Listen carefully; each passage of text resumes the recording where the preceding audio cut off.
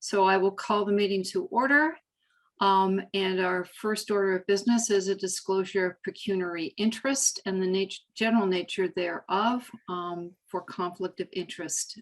If anybody would like to raise their hand on any issues on the agenda.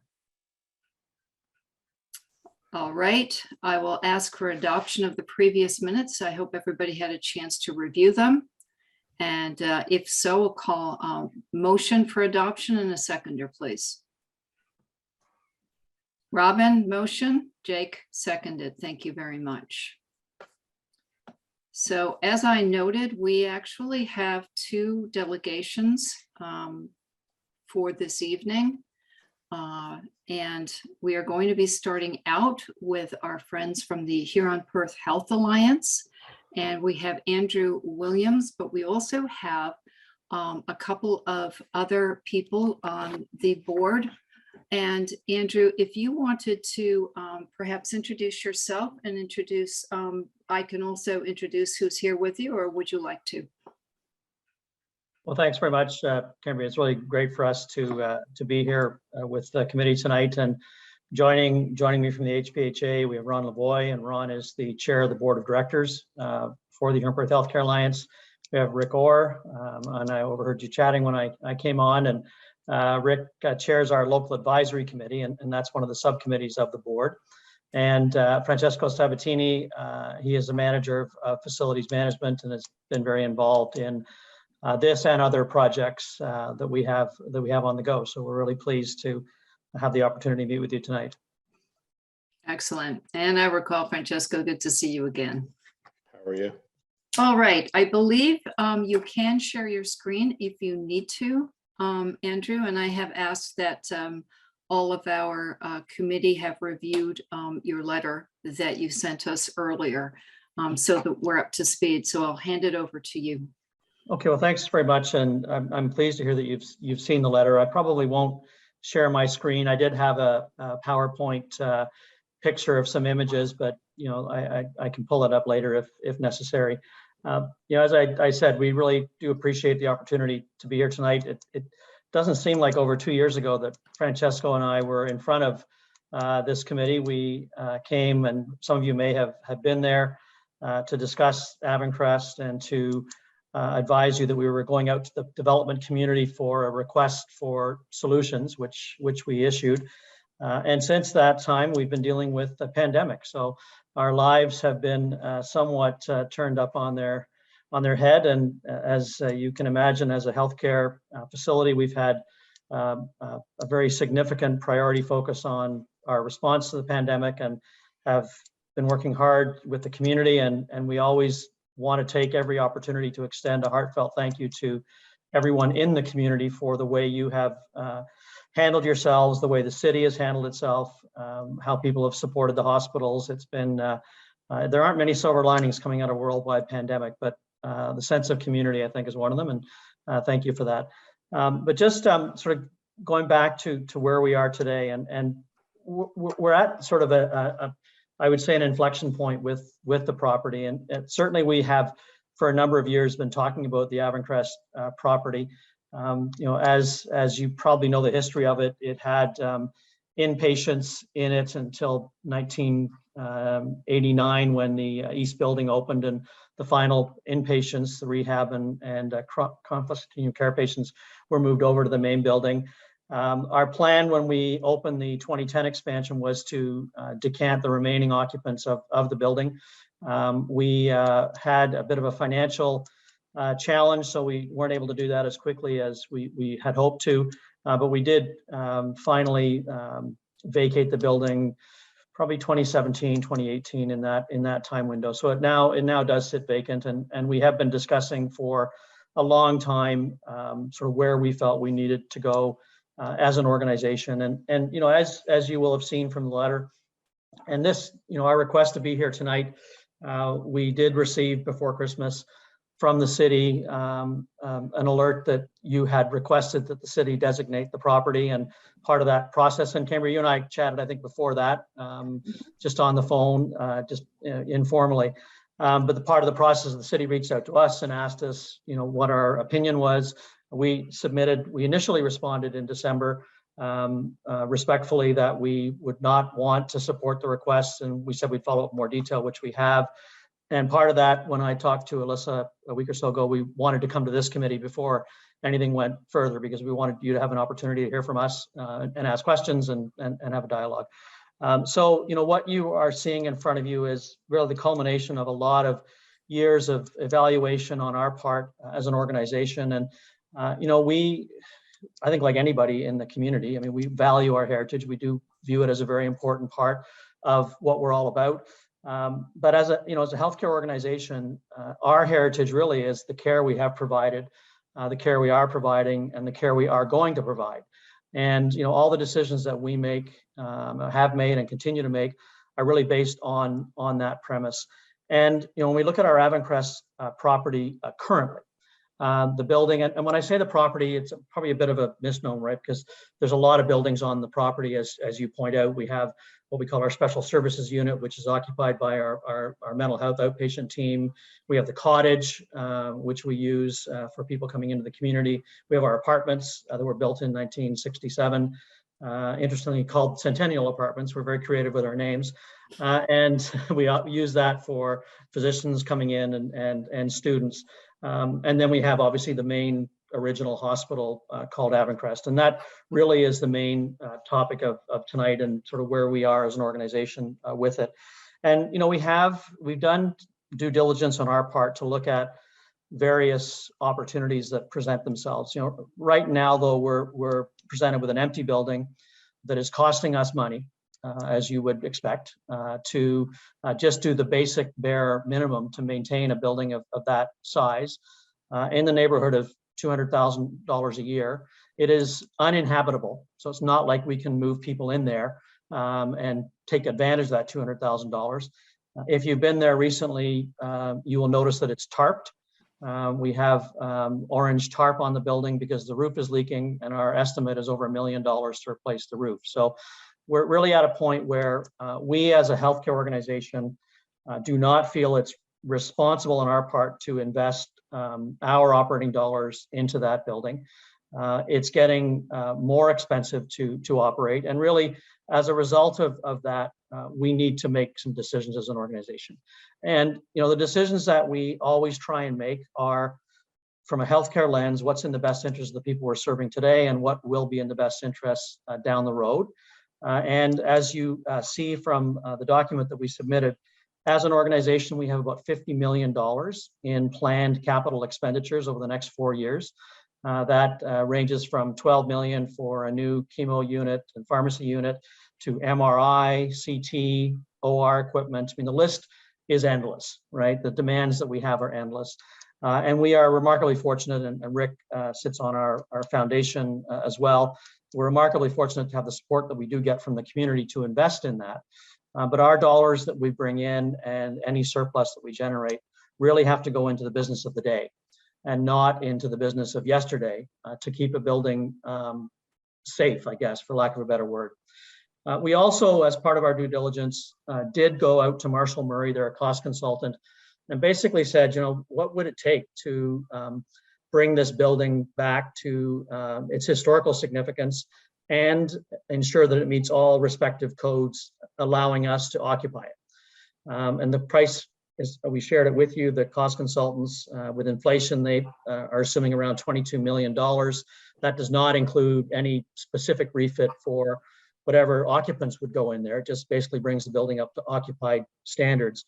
But I think we would all agree this document was done prior to the pandemic. If anybody in the call is in the construction industry, costs have gone up astronomically. So we would see that as a bare minimum to bring the building up to an occupiable level that we could then turn into an asset. And I think it's important to recognize that we see the land as a massive asset for healthcare in this community. And we would love the opportunity to develop that land. I mentioned the request for solutions that we put out to the private sector. The response was almost nil from developers. And we had one very high level submission that I think came in on one page. We had an evaluation team review it and didn't meet any of the criteria that we had put out there. And one of the massive barriers to anybody wanting to develop that property is the building. to be really frank with you. Either the building being there in the first place, needing to be removed, or the costs of actually going in and bringing that building up to some level of occupancy. And any developer looking at the costs that they would have to sink into that would not see it as a viable project, from an ROI perspective moving forward.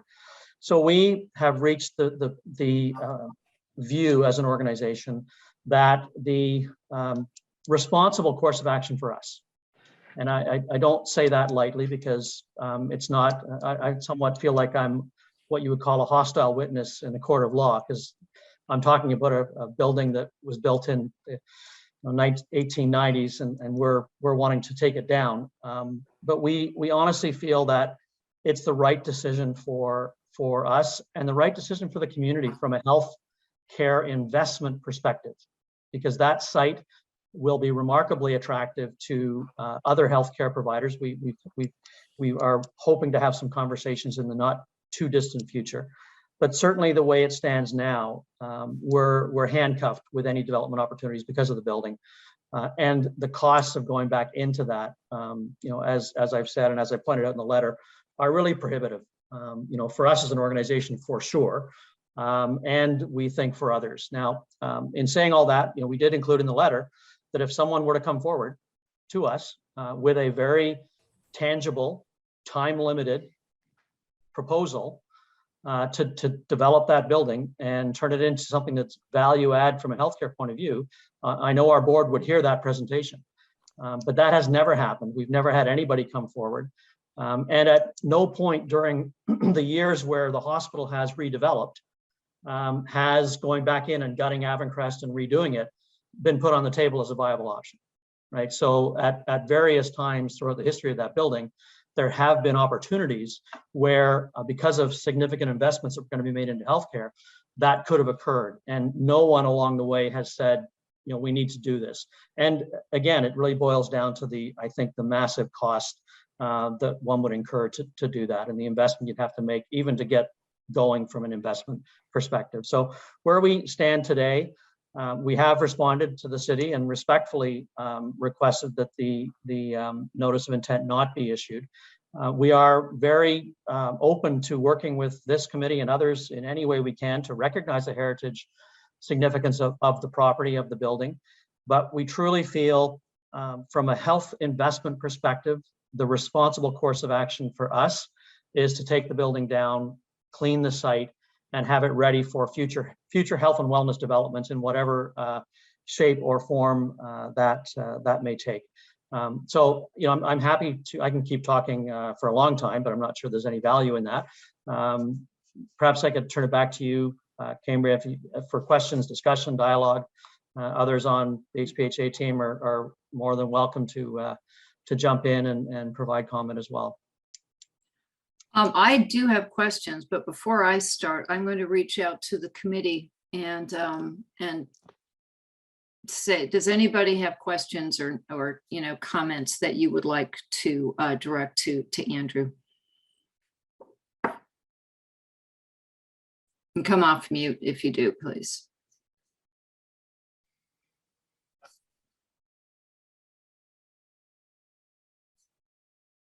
Oh, I guess it's up to me to be the loudmouth. All right. Oh, Jeff, thank you. I was, Mr. Williams, I was just curious if you had explored keeping just the original section of the building, perhaps even just the three facades of it, and using that as sort of the springboard for a redevelopment of the site with a new building behind. Yeah, that's a great question, Jeff. And when we went out with our request for solutions, we were pretty open in what could or what we would look at. And if maintaining the facade was seen as a viable option, we definitely would have done that. We haven't seen anything that would highlight that would work, just because it very much ties whatever development we have to a footprint or to a rough look, which I think would be problematic. We would expect, and again, as I said earlier, I feel like a hostile witness in a courtroom here because I'm not saying anything you want to hear. But we, in any development that we would consider when we get to that point, we might be able to look at, how do we reflect in the new build the heritage significance of what was there. So there are options, and we would be more than open to exploring those, with partners, as things get on the front burner. But we did, when we went out to our developers, and we have talked about that, can you keep the facade? And in keeping the facade, what it looks like now does not look anything like it looked when it was open, right? That's the other thing. So any facade work would have to really go back almost to square one. All the turrets are gone. It's a very significantly different looking building today than when it opened. But it was something that we considered. We have talked about it. I would suggest respectfully that probably be hard to make that a criteria with the existing build, but certainly in any future development there, having some way of looking at visuals that respect the history of the building would be something we would be very, very open to. Thanks, Jeff. I mean, I was going to suggest the same thing, and I was also going to go back to your talks with developers, because I think the very, very last thing I ever did was tour the building with Francisco at our committee. I think we were out there, and then everything stopped and shut down for COVID, and has been shut down. And it was my perhaps assumption that the process that you were going through for the request for proposals and solutions was either stalled or halted because of the COVID situation, or at the very least impacted by the situation. And so one of my questions are, how many developers have you spoken to? Because there are developers who specialize in this kind of thing. Rick is standing in an area right now that is a completely revitalized industrial part of Toronto that has been, it's been repurposed. It's been brought back to life. If Rick were to walk up to Queen Street, not far from where he is, there is a corner with an old bank facade, and there's a big condo right up behind it. And that's pretty typical of what's been happening in Toronto. So I do believe there are folks who specialize in this kind of development. So I just wanted to know how deep you were able to go with developers, I suppose, in the last 2 years. Well, going back to your first observation, fortunate or not, this process really ended before the pandemic shut everything down. So we were able to go out to market, and we advertised on all the expected sites where companies like that are looking for work. And I think we would all agree that if a developer that was in the business of rejuvenating buildings, if they thought this was a project worth looking at, they absolutely would have reached out. And none of them, unfortunately, did. I mean, I've been to the Distillery District. I think it's wonderful. And, we're not here because we're anti-heritage. We're here because we're pro-healthcare for the future, and wanting to make the right decisions for this community from a health and wellness perspective. But we didn't, again, I can't argue with you. There are businesses out there that are exceptionally good at bringing buildings back and repurposing the buildings and having them, functional in a new way in today's world. We've just never had anybody express any interest to that degree, even though we've been very out there and visible, that the project or the building is an opportunity for someone. If we had received a number of expressions of interest from businesses that are experts in this field, who came in and said, may not be the most cost-efficient project in the world, but we think we can do some really great stuff that wouldn't be too exorbitant, we absolutely would have looked at that. None of that ever came forward, and as I said in my letter, I've had the privilege of working in this area and associated with the Stratford Hospital for over 30 years. And at no point have any of those individuals who have the development horsepower behind them in this space, they've never come forward and said, this is a property that we'd like to rejuvenate. And I think, probably just the scope of it, right? I mean, it's massive. It's 26,000 square feet. We're not dealing with a smaller building on a main street in a community. We're dealing with a massive standalone structure that was built for healthcare at a time that didn't require any of the internal investments that we do now. So long answer, we've just never had any interest from those types of developers, and certainly in the request for solutions, and Francesco, obviously jump in at any time. Nobody reached out to us on the heritage piece and asked, to come and talk to us about option scenarios that might be seen as viable. When we issued the RFS, it was an open invite on,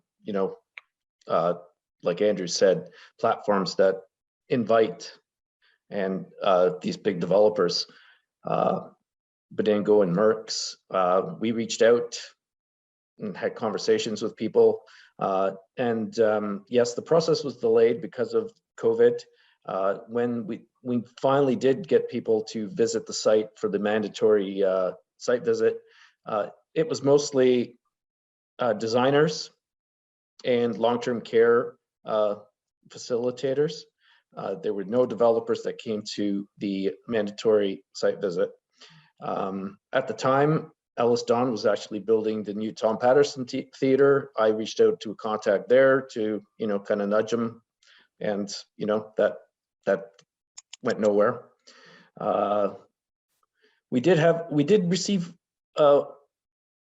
We were contacted by a Toronto group that buys old properties and redevelops them, but their proposal after visiting the building was, well, really almost insulting. They wanted to buy the building off of us for 6 digits, and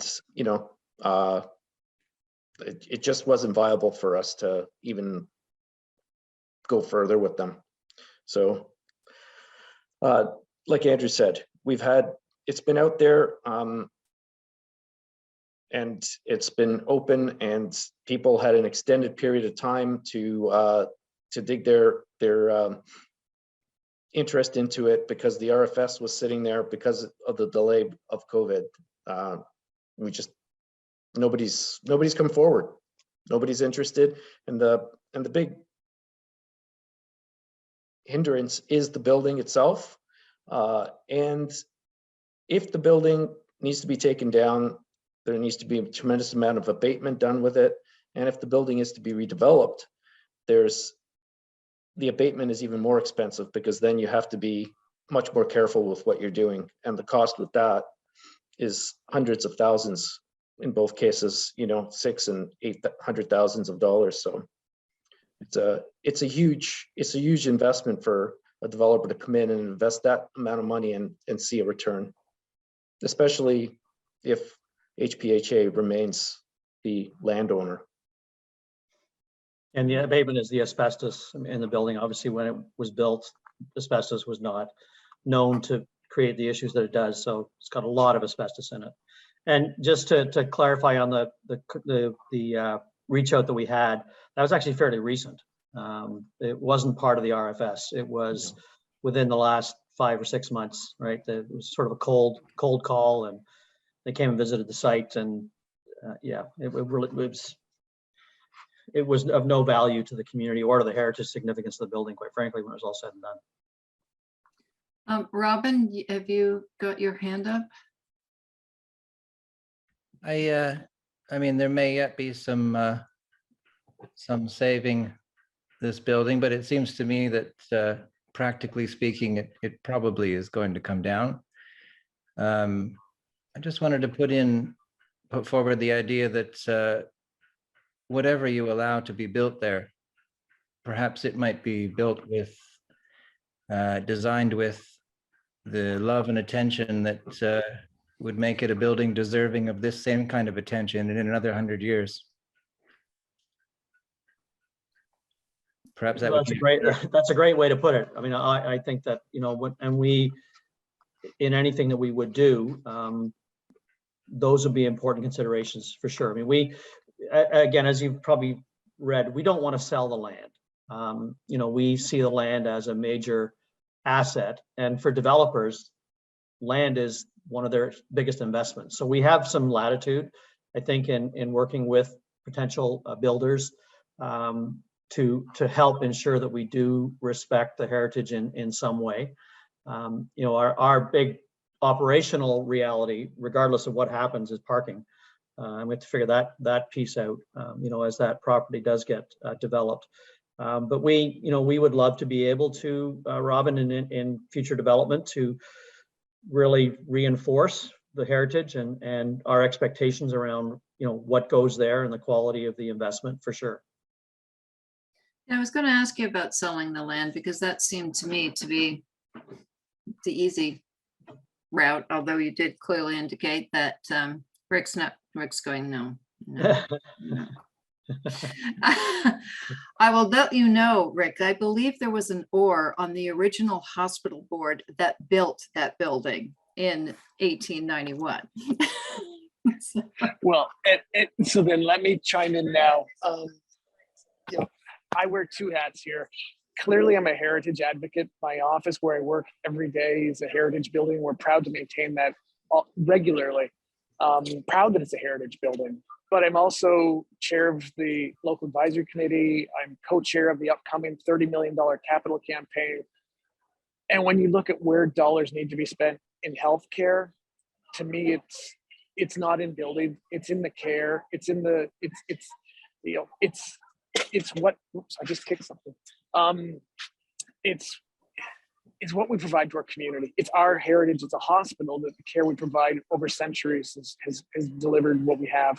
We have a wonderful board member on the local advisory committee, and she was a nurse. She's retired, and as much as she's sad to see the changes happening to the Avon Crest, she recognizes that it's about the people, it's about the care, and you know, it's a very, very different mandate to try to fundraise for a building than it is for current medical and current technologies that attract doctors. So I struggle with this, but to me, this is a decision that we need to move forward on.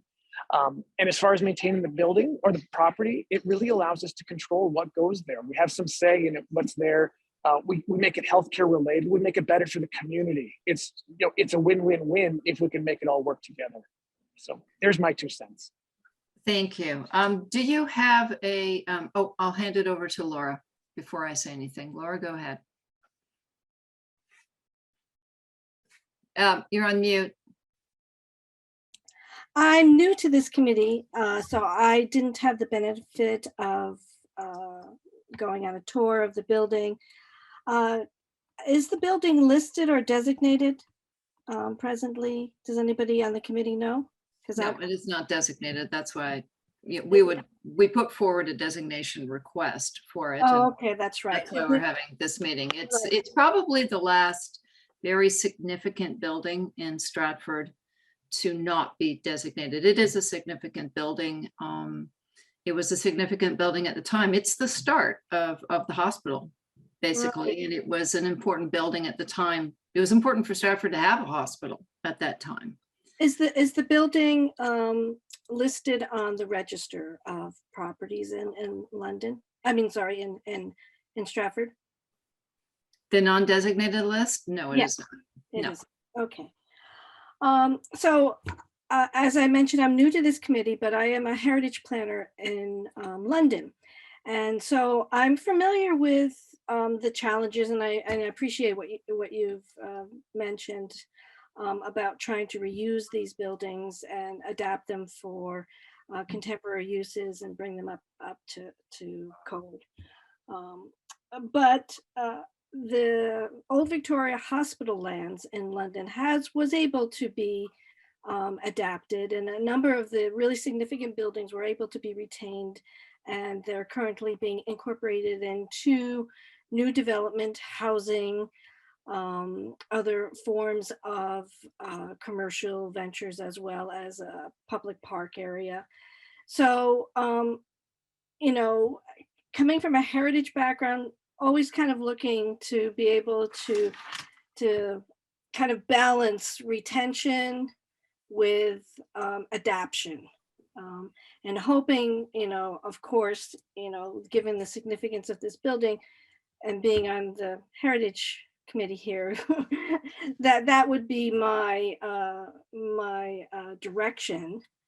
A couple questions that I'd like to ask has to do with the use of the property afterwards. Is there any assurity, is there any direction that it would be used for health-related purposes for the community? Or is it going to be, is that something that is of concern? Is that something that is a focus that the Alliance would like to see it be used? Is there any way to assure that that is something that happens with its redevelopment? So that's the first question, if I'm being clear. Yeah, you're being very clear. And I can assure you that in every discussion that we've had, and one of the reasons we want to retain ownership of the land is to ensure whatever happens on that property contributes to the health and wellness of the community. Whether it's housing, it could be long-term care. There are a lot of different directions that we could take with it, but it would be based on a very clear premise that whatever goes there is contributing in a really positive way to the overall health and wellness of this community. It is our driving priority as an organization. So, I can categorically assure you that yes, we would make sure that it's a responsible investment that supports the health needs of the community.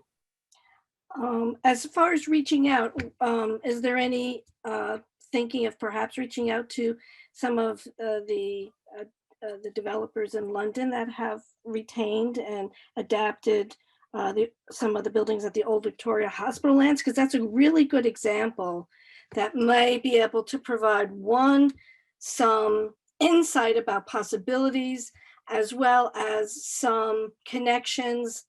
I'm not saying that you haven't already done all this. I'm just kind of speaking, I guess, off the top of my head, trying to build on some of the experience that I already have in London with a comparable kind of project, knowing what the challenges are, but also knowing what the possibilities are with the retention of heritage buildings. Sometimes it actually, I know that developers might not be jumping for joy, with some of the constraints that those heritage buildings bring. However, eventually, I think they do come around and realize that these heritage buildings create the possibility of making something special and unique that isn't possible always with just a new build. So, kind of making those connections and seeing what has happened in London might be useful. Another question I have is, you're proposing a demolition without you are proposing a demolition without actually having a proposal in place. So the concern there would be, given the fact that this building doesn't have any heritage status, there's no ability of the city to make recommendations for salvage of materials. But one of the ways in which to commemorate the heritage resource that is being lost is to salvage and reuse some of the materials that are significant in the building itself. So is there any willingness or some openness to that possibility? It would mean, though, that there would have to, because something is, there's no proposal in place to build right away. There would have to be a place to store these materials with the idea that they would somehow be incorporated into the new building.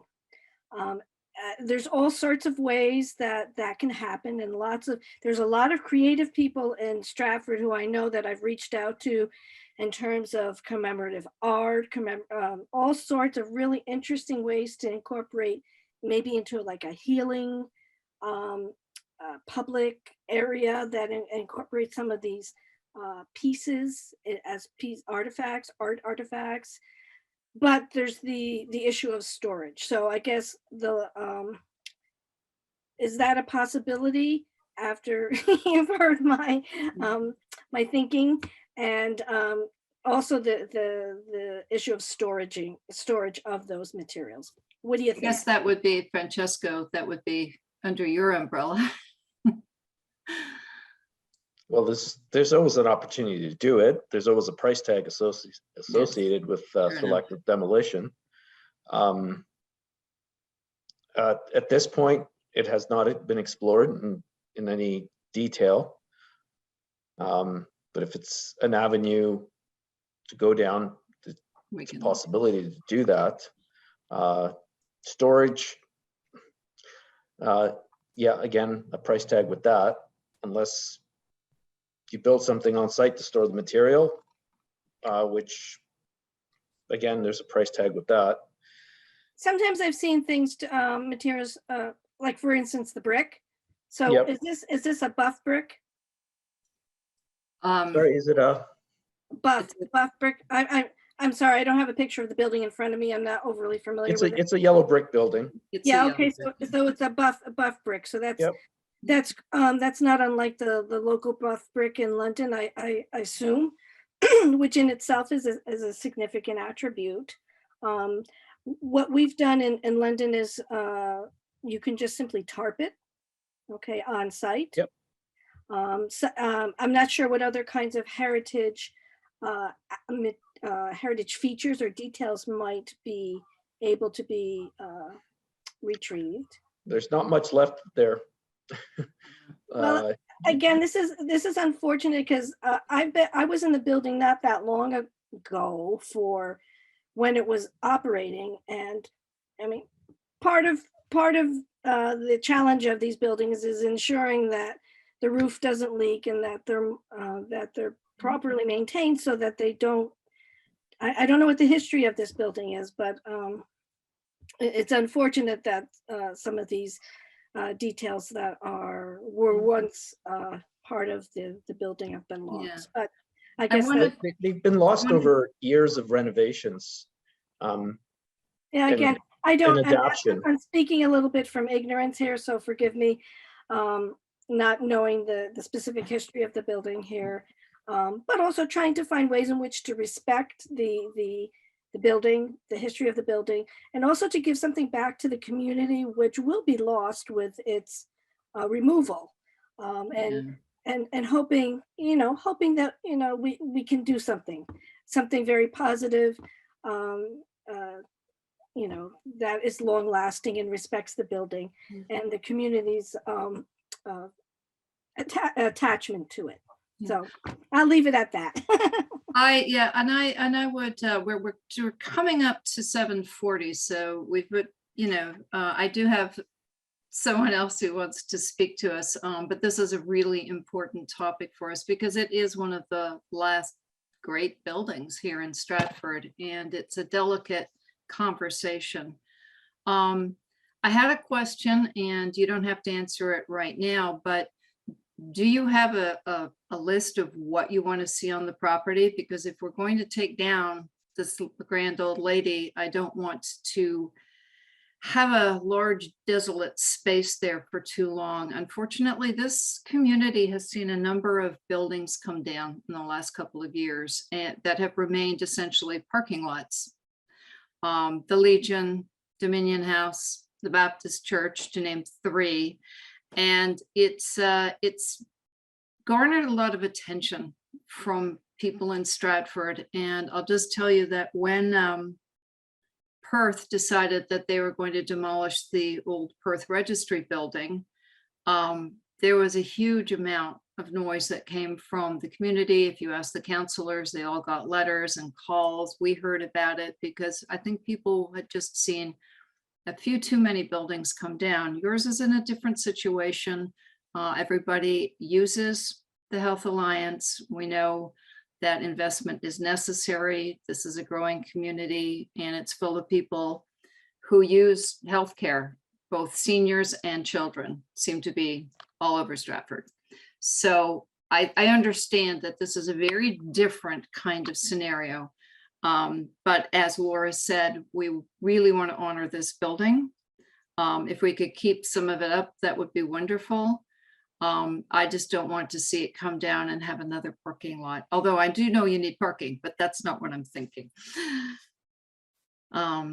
Yeah, I mean, that's a fair observation. And I think, you know, with us currently as an organization, as I said, we're investing money into the building to just keep it as an empty building. And that's not a good long-term strategy from our perspective. You know, I'm very confident land is at a premium in Stratford, and land adjacent to healthcare facilities like ours is going to be fairly attractive. And you know, I can't speak out of turn, but we have had some health providers talk to us about co-locating with the hospital, and you know, I think I can say with some confidence that we would see movement reasonably quickly on the property, because we don't have any interest. I mean, obviously we have the practical business side of the discussion, but we also have the want to strengthen healthcare side of the discussion. And you don't strengthen healthcare in this community by having a prime piece of land sitting empty. So, you know, we would be very quick to engage with some partners that we think would really thrive on that property. Obviously can't share details around timing, but it would be a priority for us. You know, I have no interest in having that property just simply sit there empty. And yeah, it just would not be a good decision on our part, and would not be good for the community. Okay. I'm going to throw it out to the committee. Is it speak now or hold your peace? Let me know. Jeff. Hi, yeah, I guess I worked on Bridgeport Health in Toronto, which basically was a part of it is a renovated jail. So I think you're starting from a much better starting point than that project, which has I think been overwhelmingly successful. You know, if just over my left shoulder through the wall, you would see Cedarcroft, which was renovated elementary school, another successful rehabilitation of an older building. So I know it can be done, and I think the heritage value of maintaining at least the front section of the building far outweighs any, you know, financial gain of tearing it down and rebuilding. I personally would rather see the rear of the building sacrificed and the front part, you know, wrapped like a Christo installation for whatever 2 years until a development team could be put in place. But I would gladly volunteer my time as an architect to help you work through the schematic design of such a endeavor. It hurts me, makes me almost physically sick to think that the intrinsic value of the building would be lost, just never to be rebuilt in the same sort of manner. And anyway, yes, so it's emotional, but it's also, I think, practical consideration. Just you can't rebuild what is already there. I think that that echoes quite a bit of what our committee would love to see, is some aspect of that building. And you can't share who wants to work with you, but we would be very interested in trying something that might save that. If they're going to just build a building right there, say, keep some of this. And at least you're not trying to build a building on the Don Jail, because that's what happened at Bridgeport, which is a famously haunted place. By the way, It's a so great is facility. Crest, I believe. Yeah, it's a great facility. No choice about it. Yes. So I hate to cut the discussions short, but it is 45 minutes. I I would just say that from the point of view of our committee, we would like to see something saved at that building by hook or by crook or by whatever. And if there's any way we can chat again about what the go forward is, and if source some developers who might be interested, put together something. I know that you will be trying to reach out to the city. Just know that people will get rather heated about thinking that the building is coming down, just from experience. Understanding though that if it is at all possible to have the win-win, to raise the money for the hospital, to put the investment in place, to be able to have that footprint to expand healthcare here in this city, to do all those other things you want to do with the property, and keep some part of the beautiful old lady herself. And I agree with Jeff. I'm really just interested in the original piece myself. That would be the magic wand we would wave. So any piece of that we can help with and work with you on, I think we'd all be very interested to give that a shot. So I want to thank all of you for your time. Any last words, Andrew? Please go ahead. I was going to acknowledge and thank the committee, and we appreciate the input, and I don't think I can disagree at all emotionally with anything anybody has said. We all would love to be able to value the history of the building in some future development, and we're not closed to the idea of looking at scenarios. I do think though, and I have to put on my practical hat, particularly the practical hat that's going out to the community to raise $30 million. There would have to be someone coming in and helping us out with dollars if we're going to do anything over and above, right? I mean, because I just cannot in my mind see us putting operating dollars from the hospital into rebuilding a facade. So we'd have to have some very key players at the table, but never say never, right? I mean, we're not close to that option, and we will look at that moving forward and see if it is even within the realm of reasonableness for us to consider, right? I mean, we certainly would do that. Okay. I appreciate it. I will let everybody go. Again, thank you very much for attending. To Andrew, Francisco, Ron, and Rick, who can now go to dinner. We will also take this away. We might be able to come back with you with some thoughts or ideas for partnerships going forward. So thank you very much, gentlemen.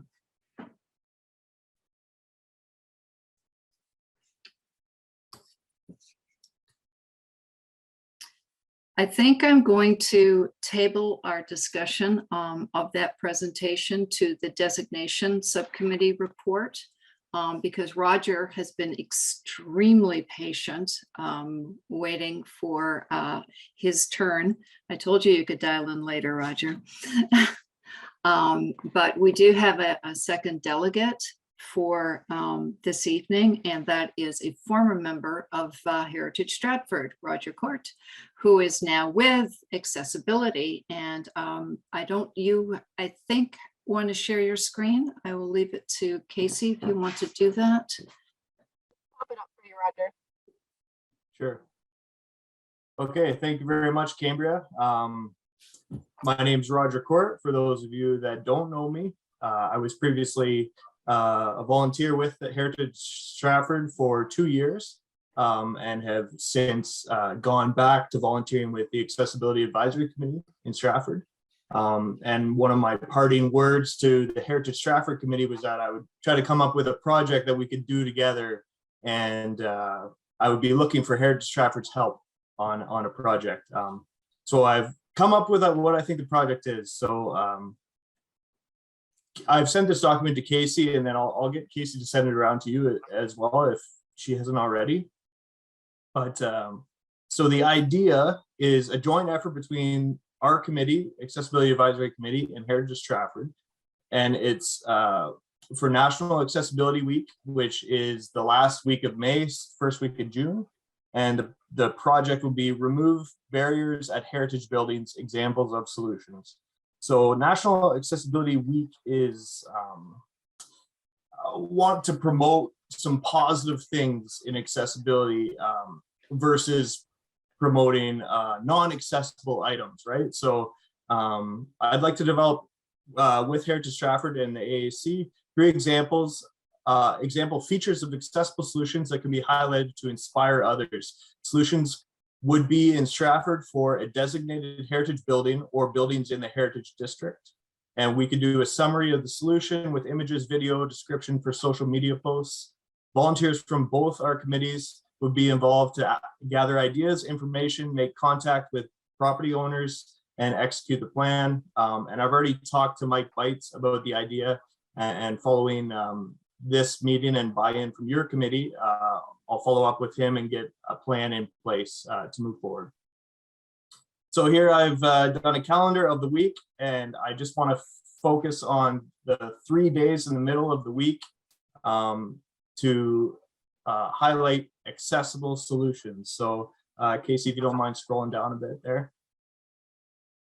So here we see solutions to think about. So maybe that's elevators, lifts in old buildings, or an attractive exterior ramp to gain access, interior ramps to gain access. A good example of the city raising a sidewalk up to a store's step, so that eliminates the issue for the store. Widening of old doorways, entrances, a barrier-free washroom being added inside heritage buildings or buildings in the Heritage District. So examples to talk about. The first one, I actually reached out to Patrick, formerly from the Heritage Stratford Committee as well, and he spoke about the Bradshaw building, which I did not tour, but I'm interested in it to see. The exterior lift is obvious visibly, but to learn also about the other accessible features that they put into retrofitting that building. Other examples to get you guys thinking: Fahm & Co. has an interior ramp. Grace the Boutique, which is right beside Pazlo's upstairs, there's an interior ramp in there. St. Joe's, Via Rail, so I'll also ask for Heritage Stratford, and we'll verify that all the buildings that we're featuring are in fact designated or in the Heritage District.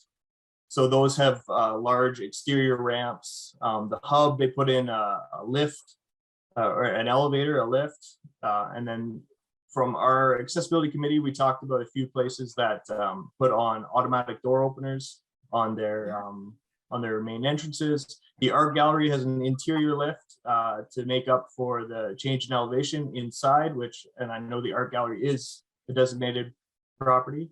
And that Shane Norrie Contemporary, this is the example. It's on the corner of Albert and Waterloo, and that's an example where the city raised the sidewalk to eliminate the step into the building. So the features. So I thought we could do 3 features. The features could be here. I've listed them out 1, 2, 3. But as more ideas come in, we could figure out exactly what the features are. And then each feature, we could have short videos. We'd have reps from our committee, reps from the Heritage Stratford Committee, and we could say, from an accessible point of view, this is good because whatever. And from a heritage point of view, this is good because of whatever, as well as reps from the city where it's applicable. So finally, from this document, what I'm asking or looking for from Heritage Stratford is in the final sentence there, looking for volunteers to participate, examples to feature, and contact any known property owners of the places that we decide to feature. So I'll hand it back to you, Cambria. Yeah. I think this is an awesome synergy because there's a heritage district here in Stratford, and as well as the designated buildings, as you said. And so I think that this is a really interesting proposal. I kind of like maybe batching them up for examples, for instance, retail examples, we've got quite a few. We have, restaurant type examples, and then we have public spaces, including, City Hall and the art gallery, that kind of thing. And really looking at what can be done. And I think really to just promote those businesses that have taken the time and energy to do something, to be accessible, and it hasn't cost tons of money or whatever. I mean, it's something that's the right thing to do. I don't know what other people think. I know Laura, as a planner, you've probably run across this as well within Heritage too, and some of the newer things you've worked on probably. Yeah, no, I think this is a good initiative.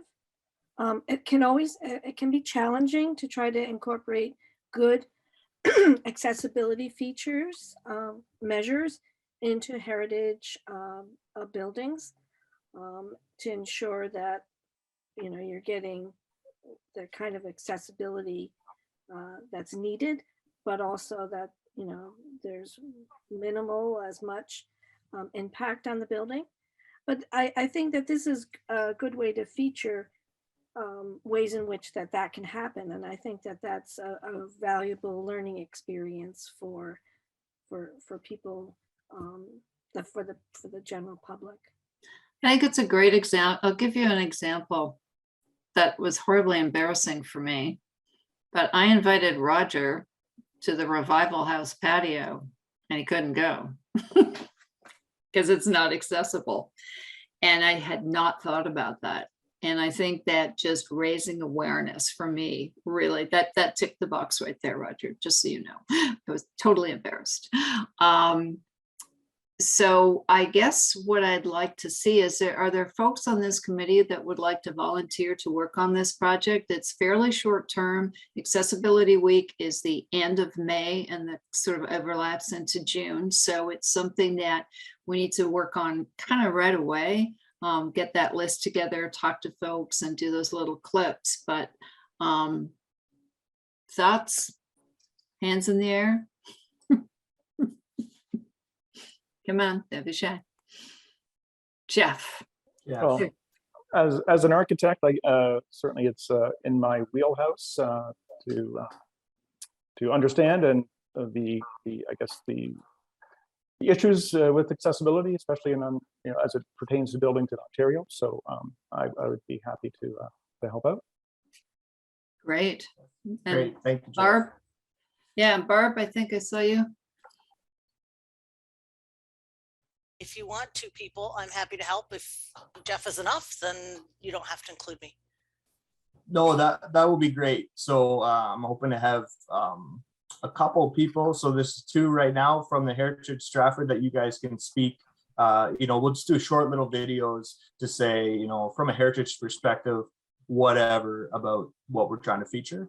And then from the rest of you, if you're able to think of ideas or you use this as a takeaway and share them with myself, if you still have my email, or through Cambria or Casey can provide my email to this committee. That would be great, so that we can kind of get the agenda and the plan for the three features. And then just one last thought that I had was, because it's hard to tell, so there's a lot of private residences that are designated in Stratford, but it's hard to tell from the front if there are any heritage features or accessible accommodations to the heritage building. So maybe from your work experience, if you're aware of any of that and you wanted to bring those ideas forward, residential isn't out of the question to feature. So that would be great as well. I think that, Jake and Brian work on some buildings, and Brian, you might actually be working on some stuff now that's got some accessibility built in. I'm not sure. But there are folks that are kind of in and out of buildings. I'll tell you, Barb is a whiz at videos. Just saying. Yes, you are. And she tends to volunteer her husband, Jamie Cottle, the radio guy, to do voiceovers. So we've got that for you, Roger, if you need to. But I would ask this committee, as well as Miranda or Alyssa, if you know of anything, please feel free to volunteer. I do really think this is a great initiative, and I'd like to see what we can do just to garner attention, and just, you know, how to create accessible space within a heritage environment that we live in here is key. And maybe we'll get Revival thinking about doing something for their patio there. Great. Okay, well, thank you, Cambria and the committee for allowing me to speak, and Jeff and Barb will be in touch, and everyone else, put your ideas forward, please. Okay, we'll call you the accessibility subcommittee right there, Jeff and Barb and Roger. Will pull you into Heritage Stratford once more. So thanks again. Thank you very much for your patience today and bringing this forward to us. I think it's great. Yeah, And thanks, let guys. me know of anything I can do to also help. Okay, Good to see you again. take care. Okay. All right. All right. Well, that was an hour well spent. Brian, you have your hand up. Yeah, Jeff, did you get the email from Cambria with a few examples or proposals for examples? Yeah. Yeah. And I replied all, so hopefully you picked up the couple of emails from me with a couple of places to add to that list as well. I note that several of them, the contact is a single Paul Veldman. So if you're interested in them, you could knock off multiple buildings with one contact. Perfect. Yeah. And I think Paul is a great contact. He also has the Bradshaw, which I had forgotten to add. So, okay. Yeah, the Bradshaw's already on Roger's example. Oh, yeah. So that's Veldman. 145 Ontario Street that's being renovated right now. The main floor is getting a bunch of barrier-free washrooms. And he's also part owner of the 6 Ontario, what I call 6 Ontario Street, the taco shop that is also on your list with Cambria, that Bruce Whitaker is also a part owner of, but Paul's a part owner of that building. So he's involved in several of the examples that we have.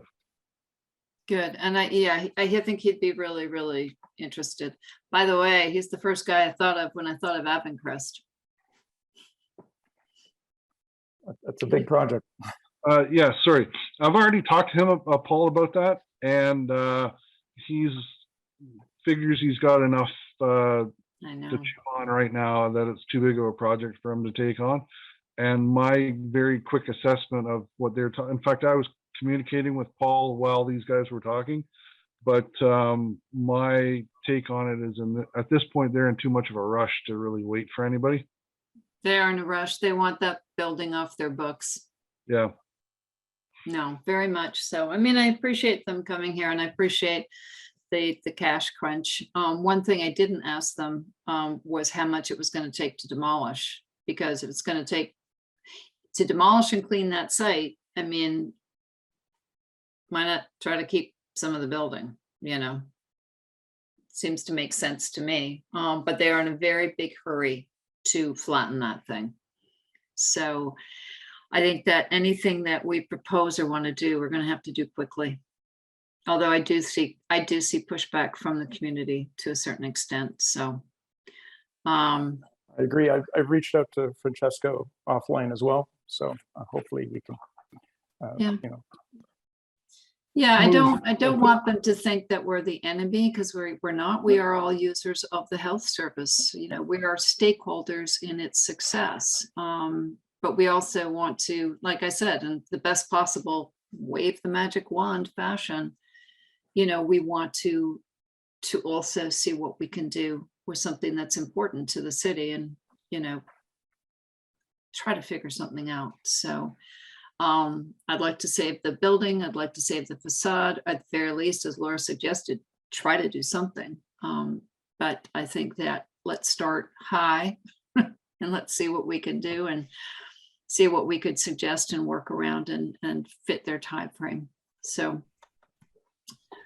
it's unfortunate that we don't really have any policies to be able to come from a stronger position to make requirements. I'm using kind of policy planning language here, so forgive me, but there's no policies that can require the property owner to do certain things to conserve the building, parts of the building, because the building's not designated, it's not on the register even. If it was on the register, we would be able to require them to, no, I don't know.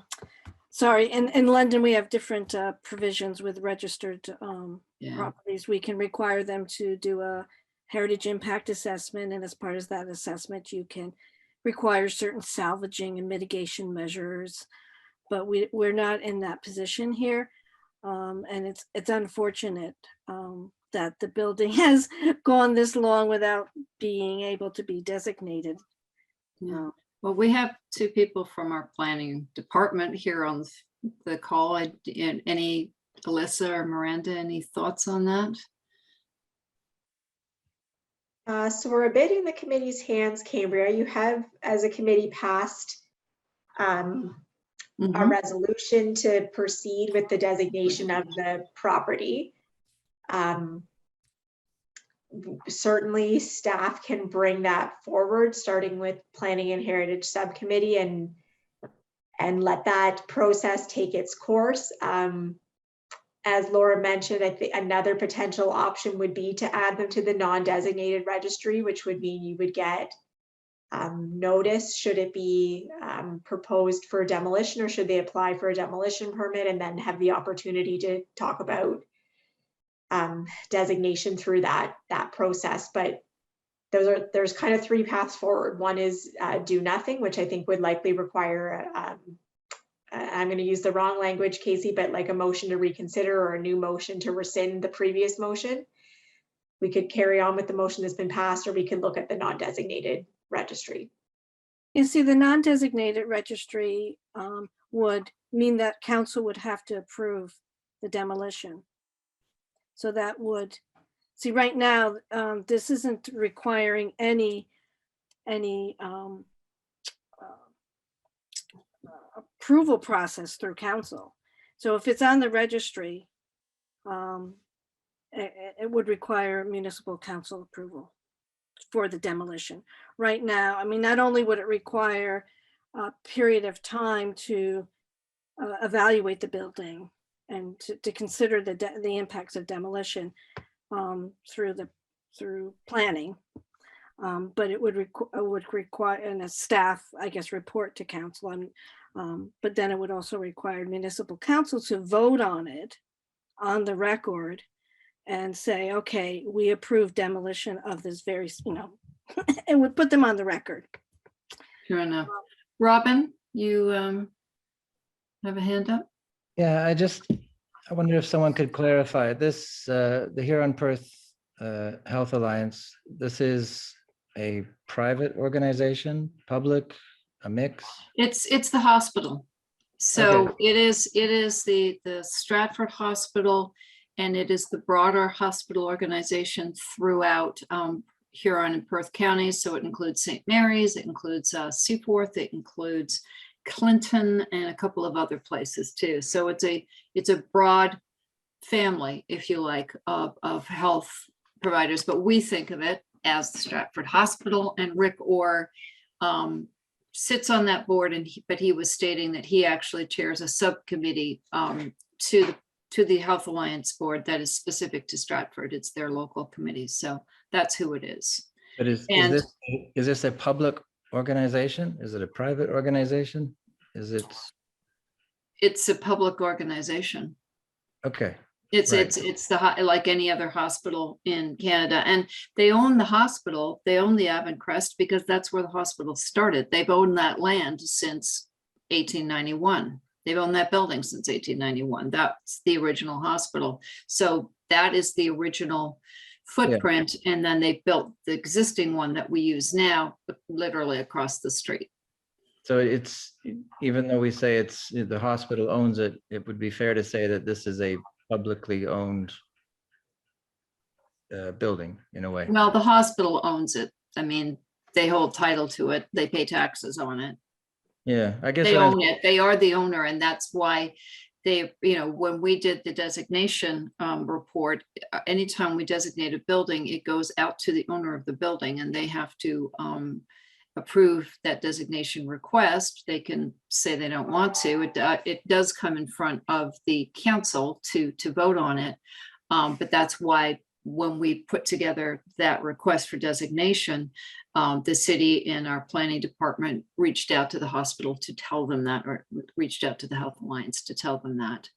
But I mean, I don't personally want to, but we can discuss among ourselves, rescind right now our request for designation. I think it's a little bit in a holding pattern, but I think that we could look at potentially adding the building to the non-registered list. What that does effectively for us is that if there is a request for demolition, we get notice of it, a 60-day notice for it, and have time to review it. I think we would get that anyway, but Just to clarify here, and I'll be looking for our planners here to also help here. I believe the Ontario Heritage Act, the revisions to them require notification of adding it to the register. There's certain policies that have changed that may actually mean that we have to get council approval, or there's a way to, the property owner has appeal rights, I believe, to adding it to the register. to the non-registered list, yes, they do. Yeah, I think they They call do. them. A property owner can opt out. yeah. So I guess- previously they couldn't, but now they can. I guess where I'm going with this is I think I'm missing something, because it seems like this, the hospital built this building long ago. They own it.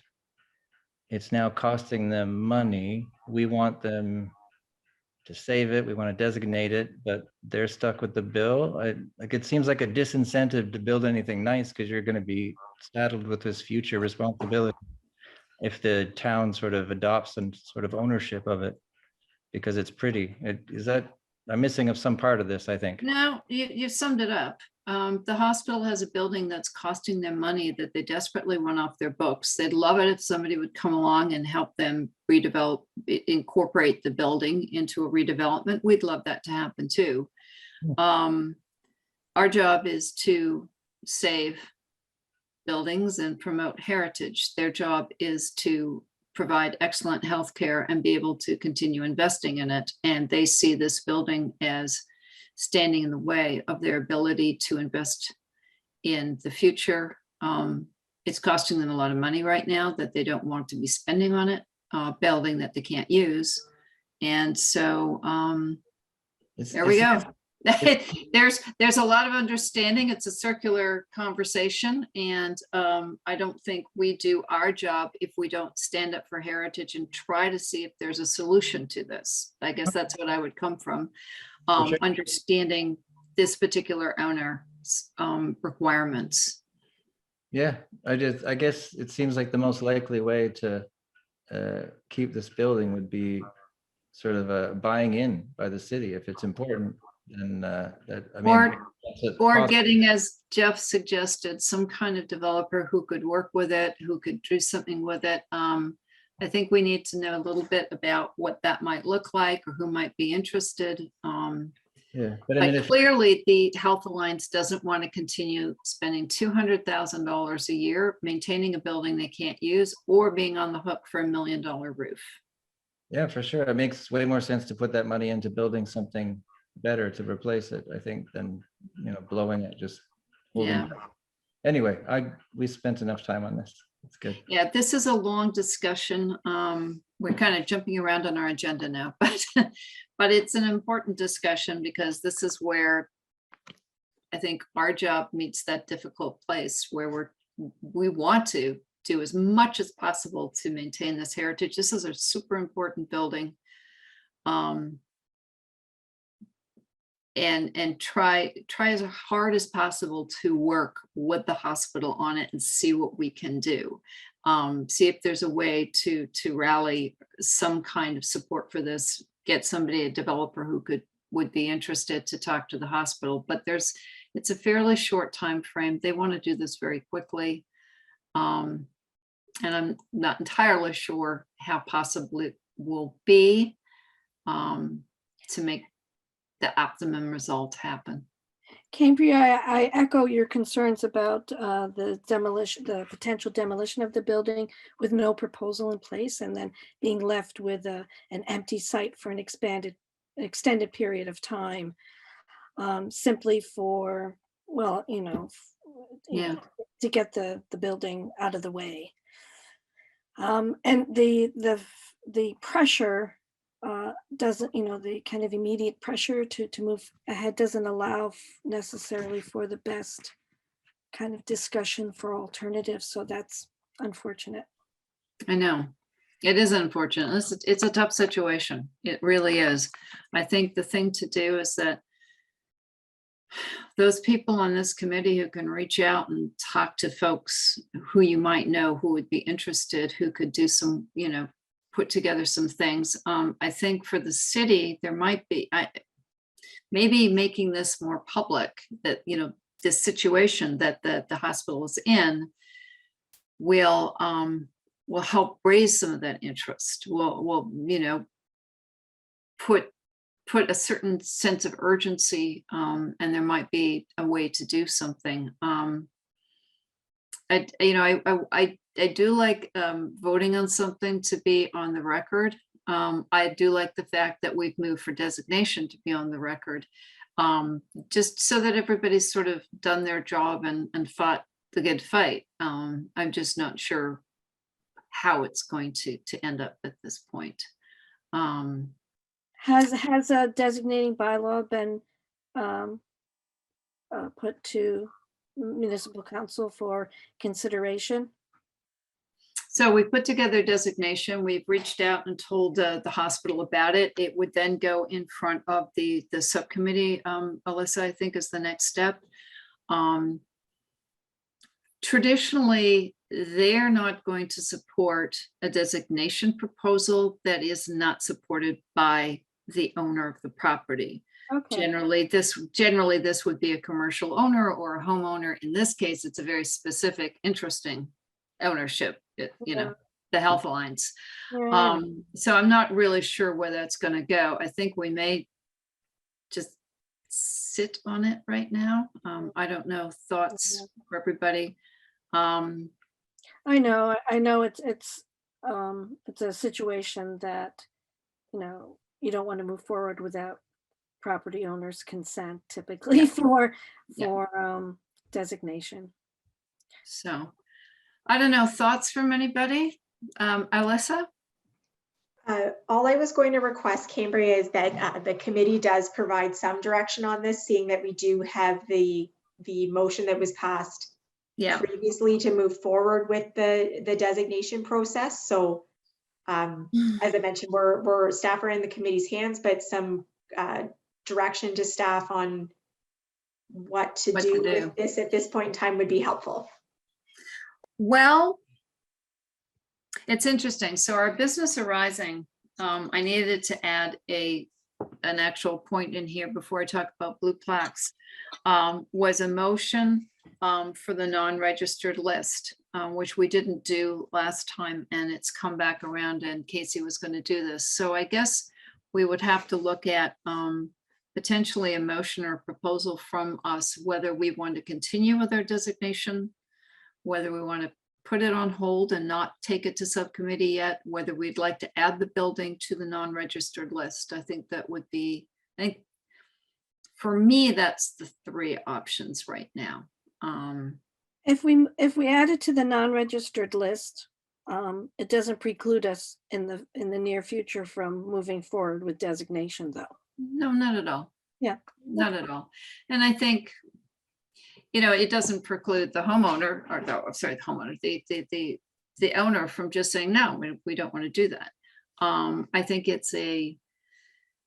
we have a very, very nice designation document which outlines why the building should be designated, and it's extensive. And Howard put together a really wonderful document. We have a putting it- designating bylaw already prepared. What was that? Is there a bylaw that's already prepared as part of No. it? Okay. When it goes into, you know, if it goes forward, we It would. would- No, it would just go to subcommittee, and subcommittee won't move forward on it because the owner is not supportive.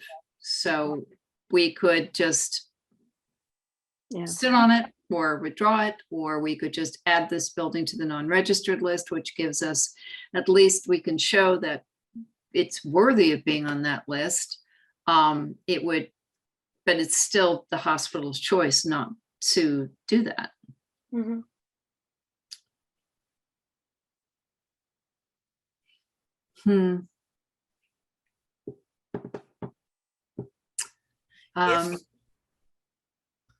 Barb?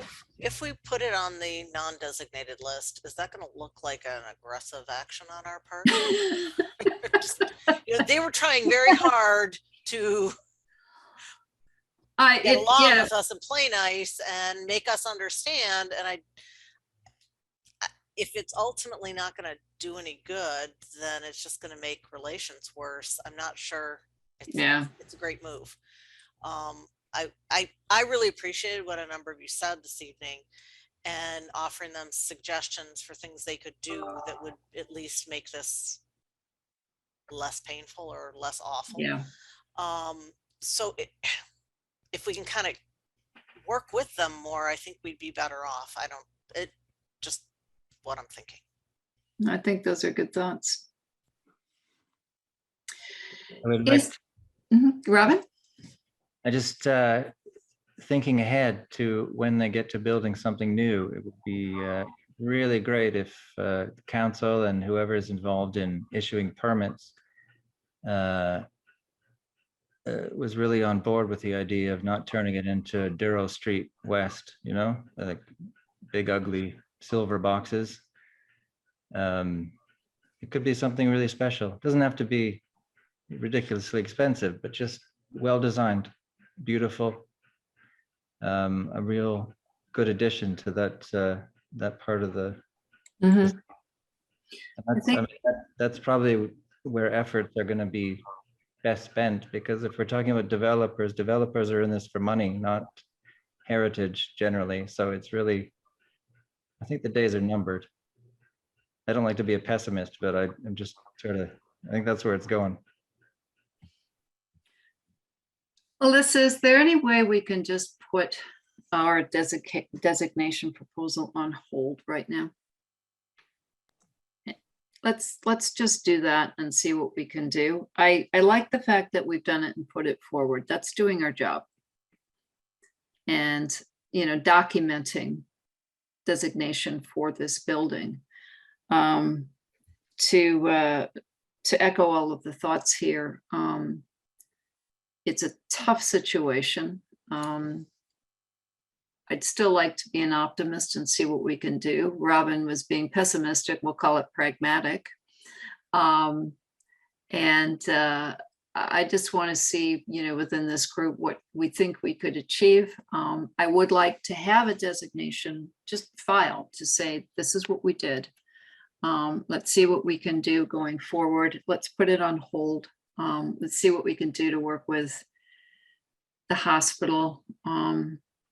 I do certainly believe that if this goes out to the public again and there's a realization the building may have to come down for cost savings, there might be more interest in perhaps someone coming forward to save part of it or do something with it, or as like Jeff said, just have the facade for Pete's sake.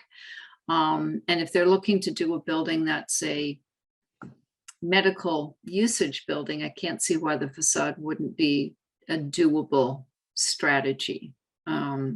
And try to put that forward. So I just, for Alyssa's point, let's put I'd like to put the designation on hold. I think we need a motion for that. At this point, Casey, correct? Because it's a slight reversal of our previous motion. Yeah, I've never had to do that before. So if I that know. is sufficient direction for what Alyssa needs, then yeah, we can word it. Yeah, to put it on hold if that's what you choose. Is it, are people in agreement? Because it's perfectly fine not to be in agreement. I can tell you right now, unfortunately, Howard's not here and I don't think he would be in agreement. But thoughts? Why are we putting it on hold? Is it because we're trying to play nice in the sandbox and hoping that we can better relationship with the Alliance group, that we might be able to have more input into salvaging materials or working with them with different alternatives that might respect the building? Is that why we're suggesting putting it on hold, to kind of give that good faith that we're not going to be aggressive and move forward with designation? Partly because I know that if it goes in front of the subcommittee, they will turn it down anyway. If the Alliance is not supportive, generally the subcommittee will not move forward. It'll get filed anyway. Am I correct, Alyssa?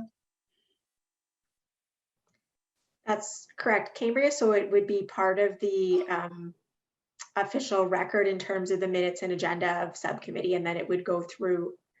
Actually, this is a good question, Casey. The minutes from subcommittee would flow through to committee, even if subcommittee decides not to act on the motion? I believe so. So is it by municipality that this, what am I trying to say here? In London, the London Advisory Committee on Heritage can bring forth their own designation and bring that forth directly to municipal council. I'm not saying that this is, necessarily a good option here, but I'm just wondering that, we're able to do that without it not being without it being vetted before it goes to council. That's not what happens here. It goes to subcommittee, it gets vetted and approved. Or disapproved and noted and shelved. So there's not a way that I know of to go straight to council with. Well, I know it goes to a subcommittee, but then it always would go on to council.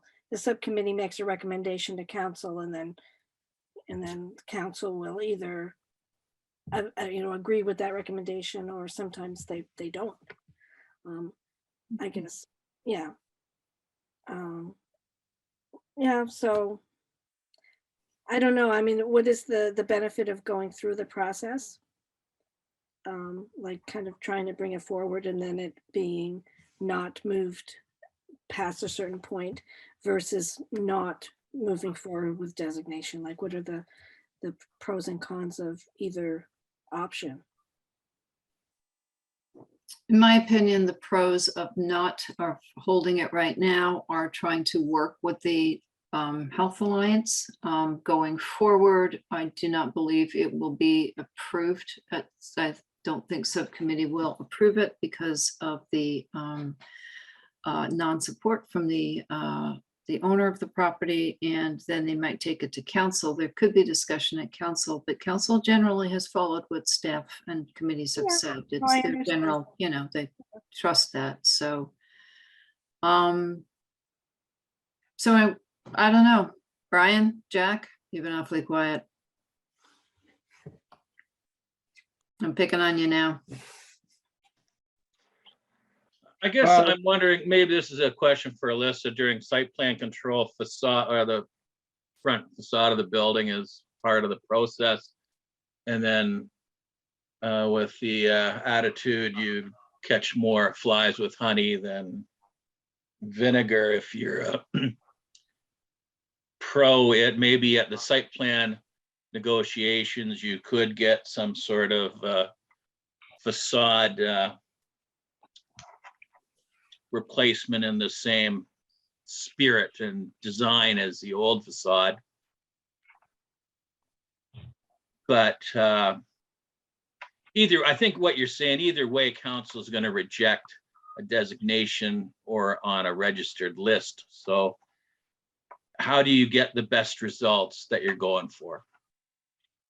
And it might be through negotiations rather than to have this be rejected at subcommittee and a council and a brief headline in the newspaper, then the machines come in.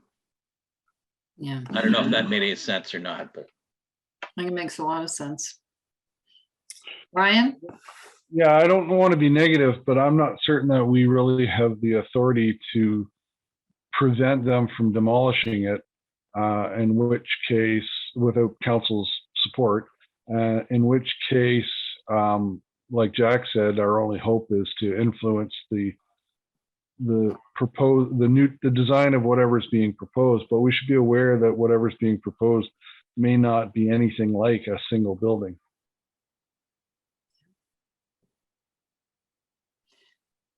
Alyssa, that's a large property.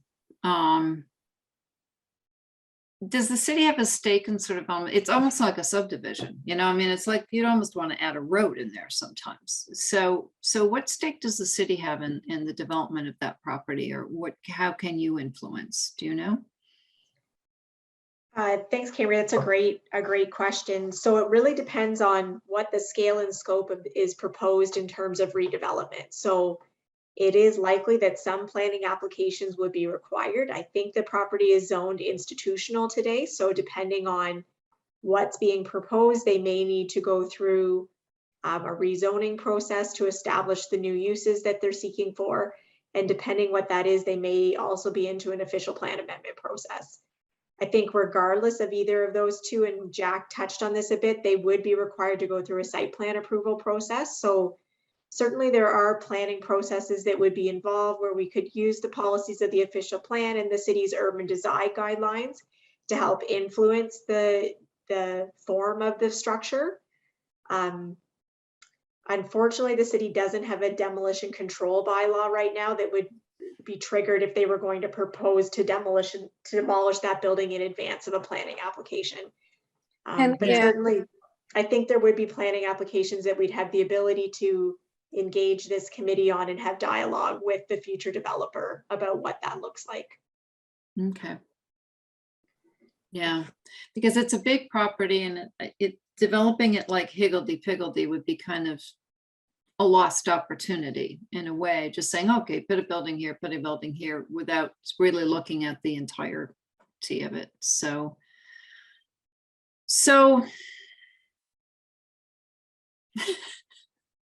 what do we want to do?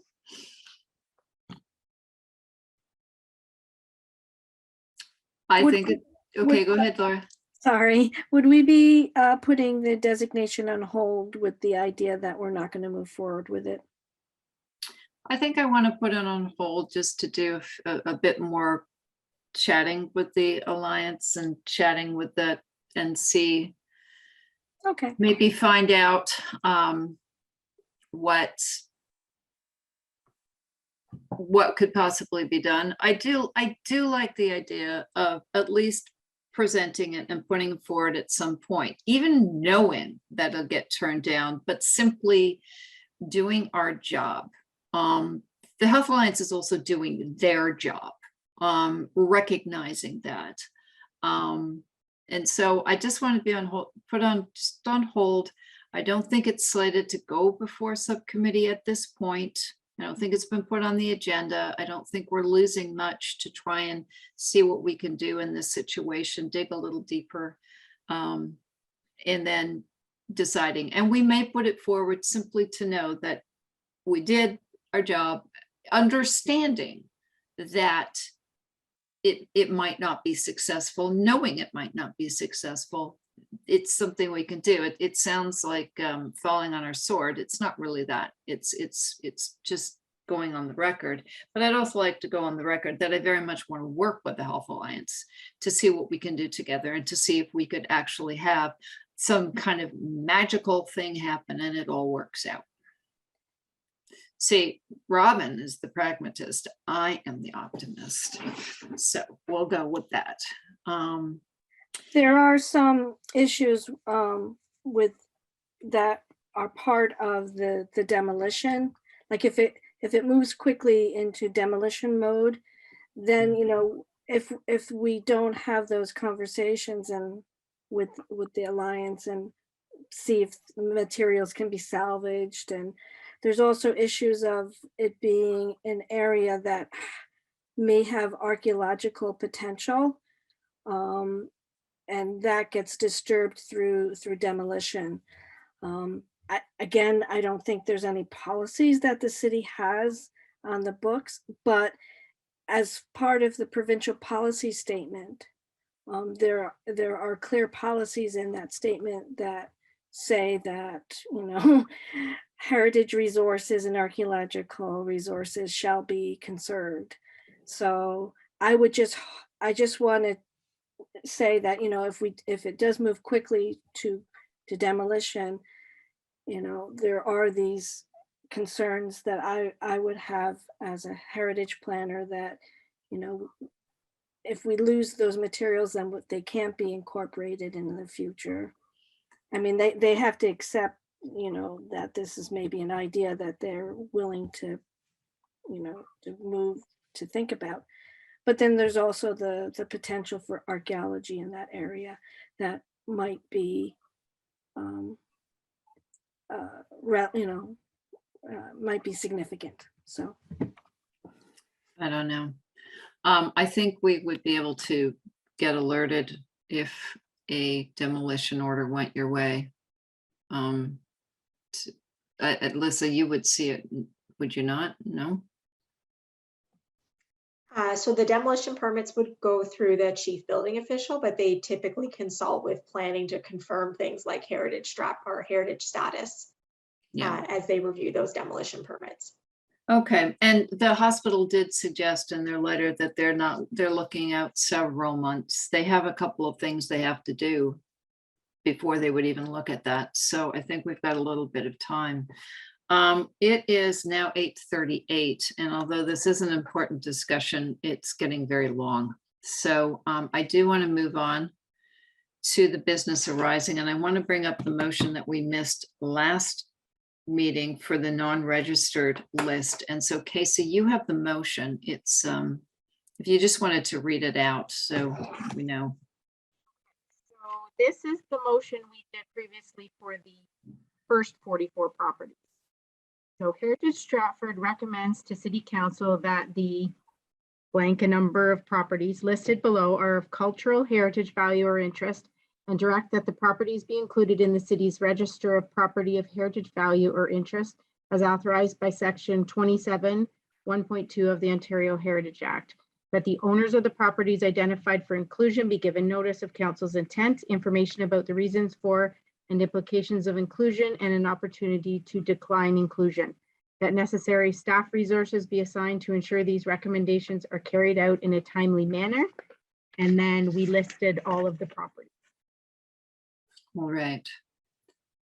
Are there any questions about the motion? Because if not, I will need a first. Jack? Have I seen this list? That's a good question. I think you may have been on the distribution, and that was the list that we went over last month. But Casey, can you send the list out to Jack? If he hasn't seen it. Yeah, of the properties, that the new properties we're adding. Sure, I'm not sure that I have a list of those. Oh. Have we sent one out of all the addresses? So we do have the summary document that Mark had pulled Yeah. together that has that. So I do believe that was distributed to the committee, but certainly we Okay. can get it back out to Jack to take a look at as Yeah. well. Okay, and I can list it too separately for in this motion as well. Anybody else? I will need somebody to put forward the motion and a seconder. Jake, Robin. And all in favor? Thank you. All right. Okay. Do you need to pass a motion for Alyssa for the Avencrest property tonight? Or are you just leaving it?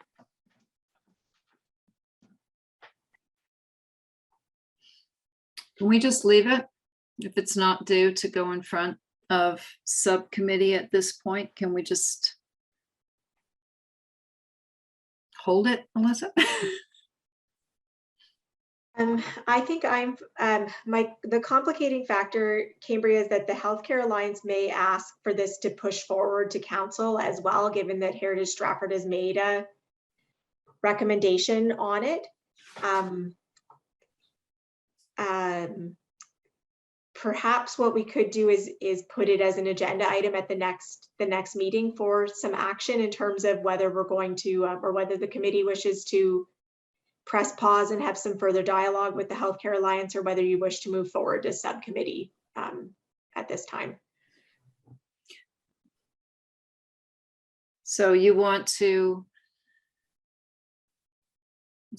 take that to subcommittee, or you want that to be a motion here?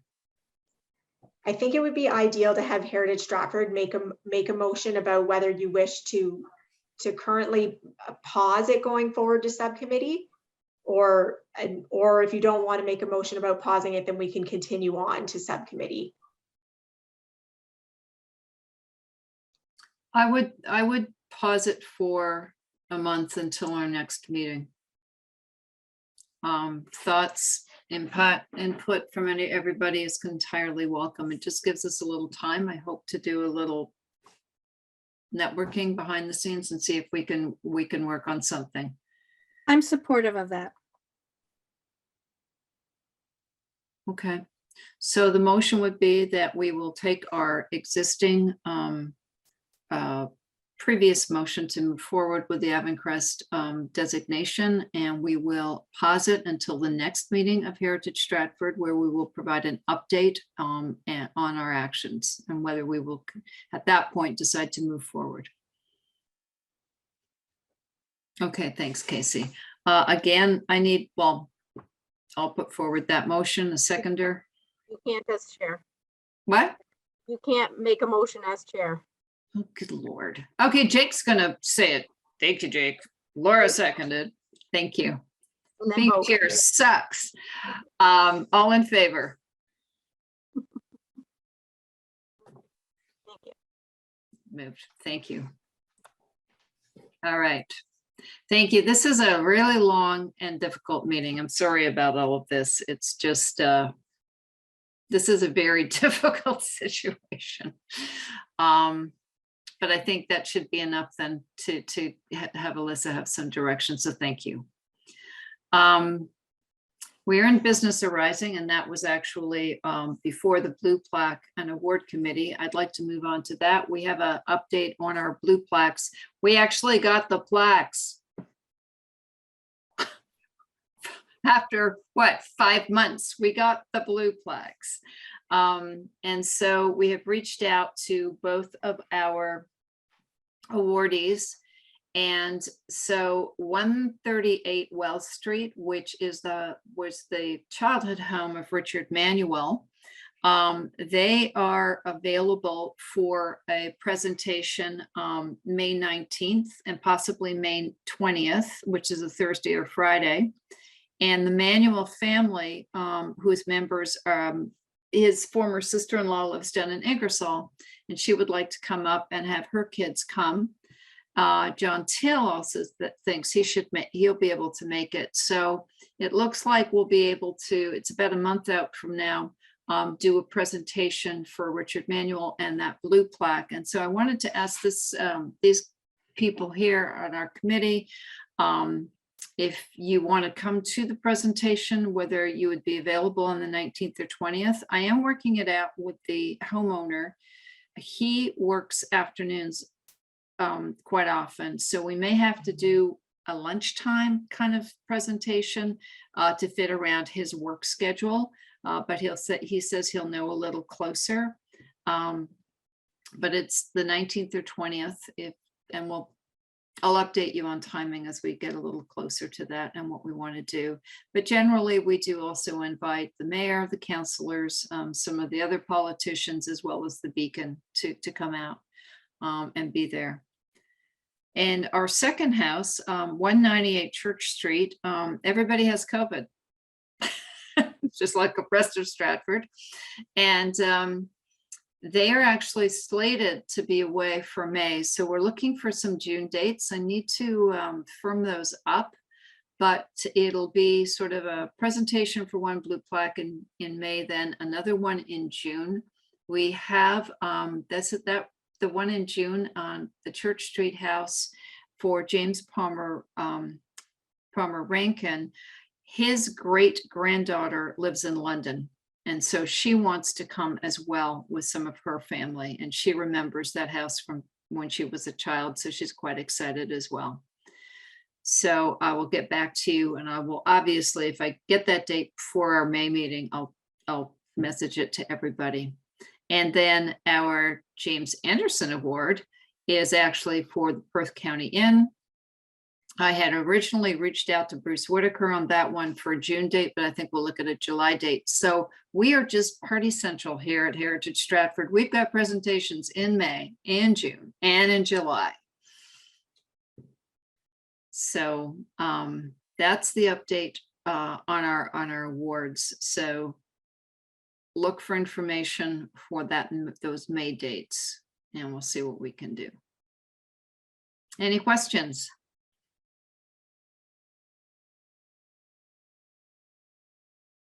All right.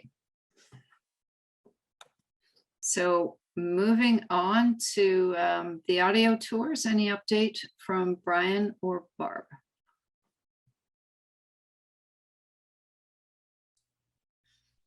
We are to the point of working on the script. I'm not sure what our logistics are for this in terms of, like, I can get the script recorded, or if we end up, well, anyway, I don't know how, from what we've seen, it looks like you have the script that they can listen to while they're walking around, but then you can also have text and pictures.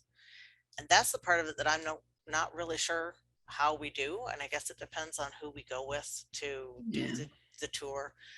And this meeting's been really long, and that's a lot of logistics to think about. So maybe we could talk about it next time, because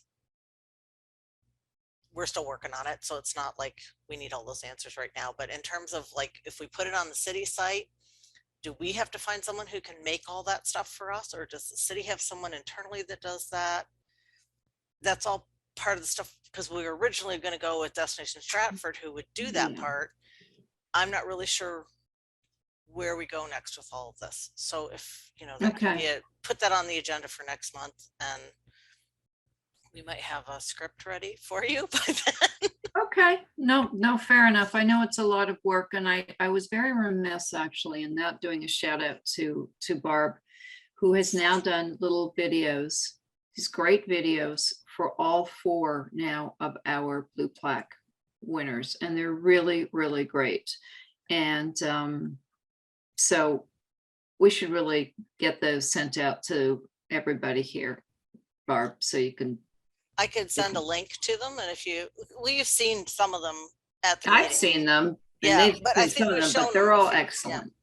But I can send a link out, and then you can just look at them if you want to.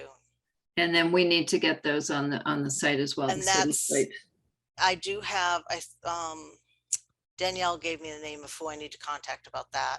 So if you Okay. want me to go ahead and do that, and I can also share them with Destination Stratford if they want to use them. The other thing is that the archives was interested in them. Oh, perfect. So if it's okay, I'll just give the link to the archives and they can also use them. That's great. And so, yeah, the more info that's out there, the better. And I know Yeah. you've been doing a lot of work on those, so sorry, I should have shared it out. No. All right, so community partners and projects. I don't really have an update for anybody at this point. We have the Stratford Historical Association. We also have the Knox Church people who may want to get in front of us and talk about what they're doing, but they need to confirm that. So right now,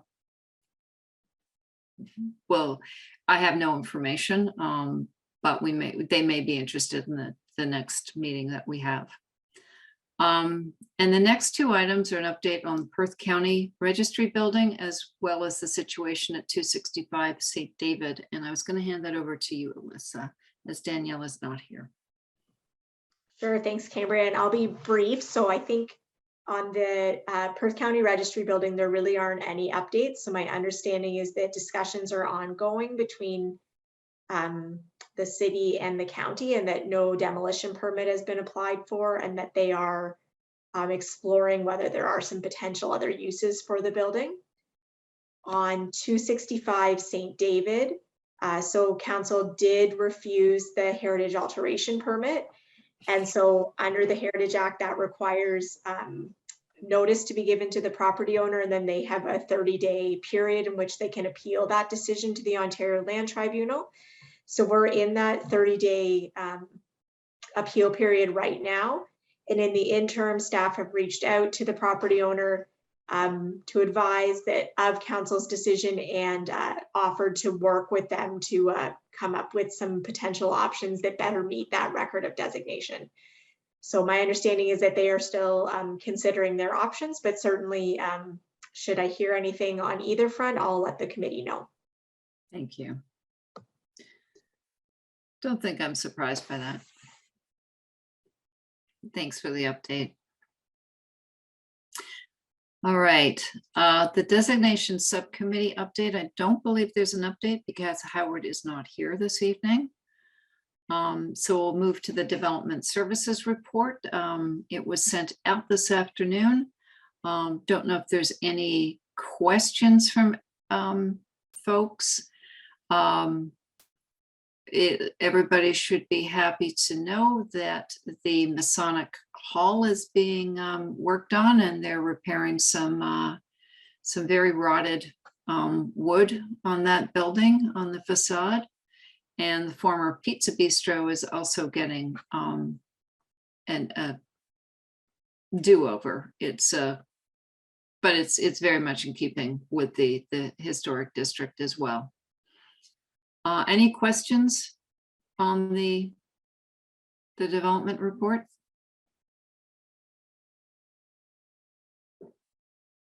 All right, we're going to speed through the rest of this, I have a feeling.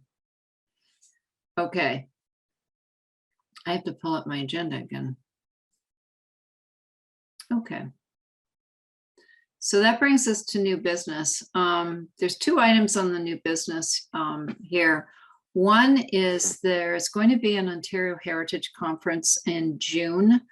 This is the first in-person Heritage Conference that has been held, obviously, for the last 2 years, and it's going to be in Brockville. And it's from Thursday evening, June 16th to Saturday evening on the 18th. And there's a fairly interesting agenda. We usually have sent someone to one of these. Usually they've been kind of close. This one being in Brockville is obviously going to require an overnight or two. And we do have money in the budget to go attend these conferences. So the first thing I'll put out there is whether anybody is interested in attending. I had the agenda up on my computer, so if anybody wants to have a quick look-see, I can send the link or I can show you the agenda. Can I share my screen? Okay, let me see if I can share this. There it is.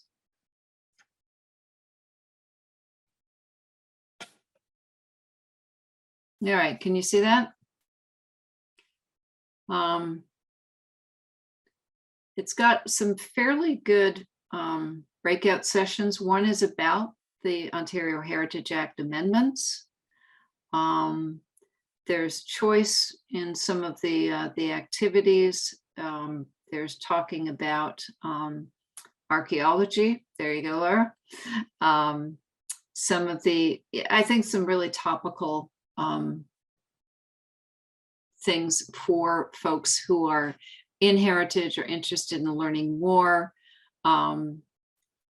There's also sort of security, accessibility, where heritage goes from here. There's nothing more interesting than cemetery management. But I think that it looks like a reasonably interesting slate. And there's actually this one, which I found kind of interesting, which is talking about doing a heritage conservation district study. And I do know that that's something that is happening here. There's conversations about that here in Stratford. So is there anybody who's interested in going to this? I'll probably be going, but I'll be going through my work through London. Okay. That makes a lot of sense. Yeah. Jeff, maybe? Cemetery management just did it for you, right? You're right there, man. Absolutely. Sorry, I just laughed when I saw it. I'm somewhat interested as well. And what I wanted to do was to pass a motion, because it's in June and we'd have to go through registration. I wanted to pass a motion to allocate funds from our budget for attendance at this, so that we get it done now, because it's happening June 18th or 16th actually. So so I'm kind of interested, you're kind of interested. Casey, I think we have about $1,500 in our budget for travel. We haven't spent travel money for a while, but it does roll off. I'd like to put forward a motion in terms of approving some of that for maybe 2 people. We don't have to use it, but we do have to put it out there. So how would you word this? We haven't done this for ages. Yeah, if you could just roughly estimate travel expenses and if there's accommodations, and then I'm not sure what registration is, but you could just pass a motion up to a maximum of, I mean, you can do 1,000, you can do the 1,500, and if you only spend 400, that's okay. I don't know, Howard's not here. Yeah. If he's also interested. Did you see the cost of registration? I'm just looking it up right now. So a full conference registration, if done before May 16th, is $265 per person. Ooh. And you can do a Friday or Saturday only, and that's $125. So.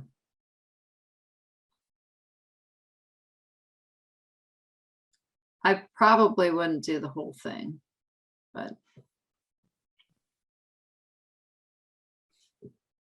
Well, do we want to put a, since like, if you had 2 people go, it's. Why don't we put through the whole amount, 1,500, and if we don't spend it at all, no foul. Okay. So since I can't propose motions, I have to call for somebody for a motion. Jake, your hand is up in the air today. You're just on it. Jake is putting forward a motion that we use our allocated $1,500 towards the Heritage Conference. Can I have a seconder for that, please? Thank you, Barb. All right. Thanks. That'll just give us the leeway to do that. And I'll follow up with you, Jeff, on that as well.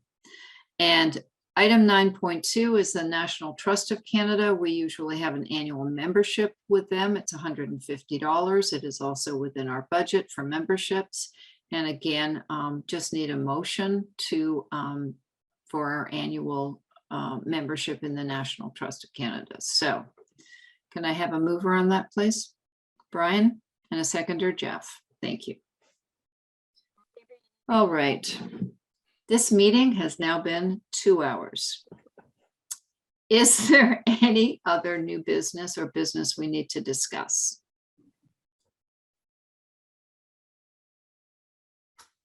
All right.